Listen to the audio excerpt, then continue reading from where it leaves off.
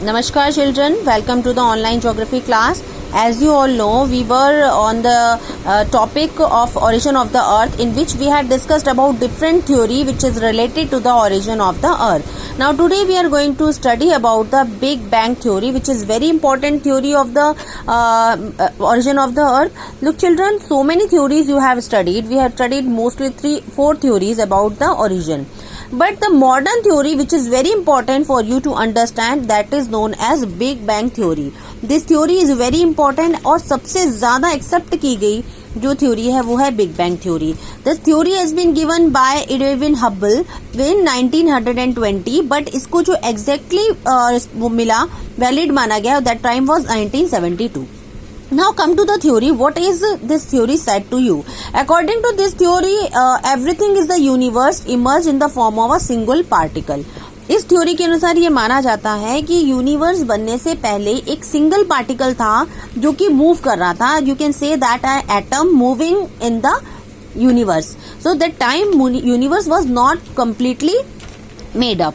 At that time one atom was moving in the universe, or that atom was in the universe have maximum volume, high temperature, high density and high pressure. इसके साथ एक atom जो था वो घूम रहा था. अब ऐसी सिचुएशन में क्या हुआ, when it is having a high temperature, high volume, high density, that time कुछ ऐसे प्रेशर की वजह से अचानक इसके अंदर एक ब्लास्ट होता है. ब्लास्ट होता है तो you can see understand it better then in this diagram. A dot आपको दिखाई दे रहा है, this is known an atom. और जब इसमें ब्लास्ट होता है तो इसके अंदर से निकलने वाली जो भी रेज हैं वो इस डायरेक्शन में फैलती हैं. जिस तरीके से you can take an example of a balloon in which it is covered by full of water. अगर आप बलून के अंदर पानी भरते हैं और अचानक से वो बलून फूटता है तो जो पानी निकलेगा वो चारों तरफ फैलेगा.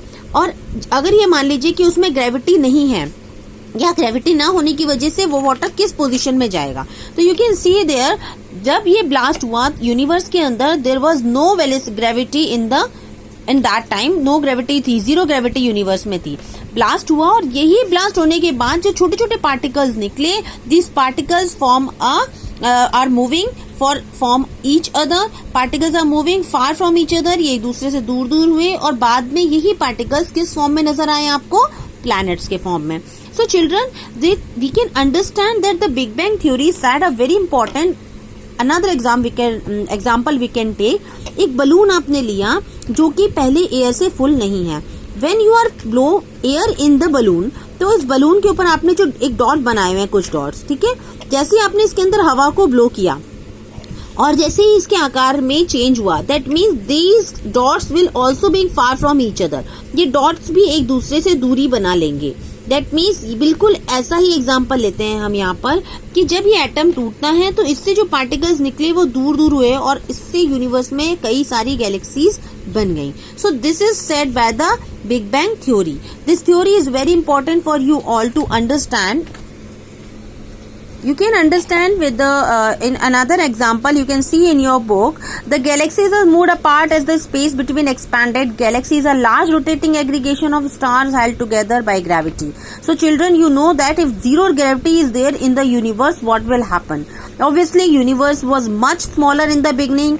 As the universe expanded because of its hot radiations, अब you can see an example which I had told you with the help of diagram. एक singular atom था जो blast होने के बाद कुछ इस तरीके से चारों तरफ फैलता है.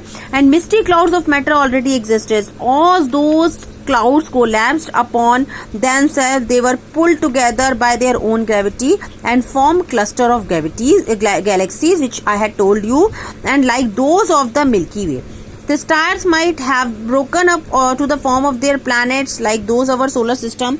So children, this is the very important diagram. So Big Bang theory considers so many stages of the development of universe. In the beginning, all matters of the universe was concentrated at one place, forming a teeny ball, and it had very small volume and infinite temperature of density. So children, this teeny ball exploded violently at the time of Big Bang, which led to huge expansion almost 13.7 billion years ago. This expansion still continues and some energy was converted into the matter with the expansion of the universe. The expansion was rapid, particularly within fractions of second after the Big Bang theory. So it slowed down after some time, and the जो आपका atom था, the first began to be formed within 3 minutes from the time of the Big Bang took place.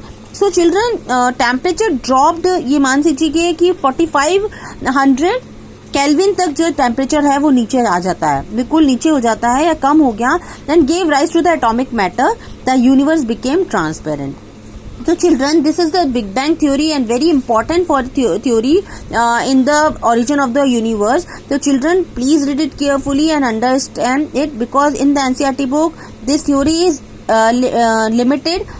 You don't know, there is no need to be read it in a very expanded form. आप केवल इतना ही पढ़ेंगे कि big bang theory किस तरीके से origin of the earth में important होती है.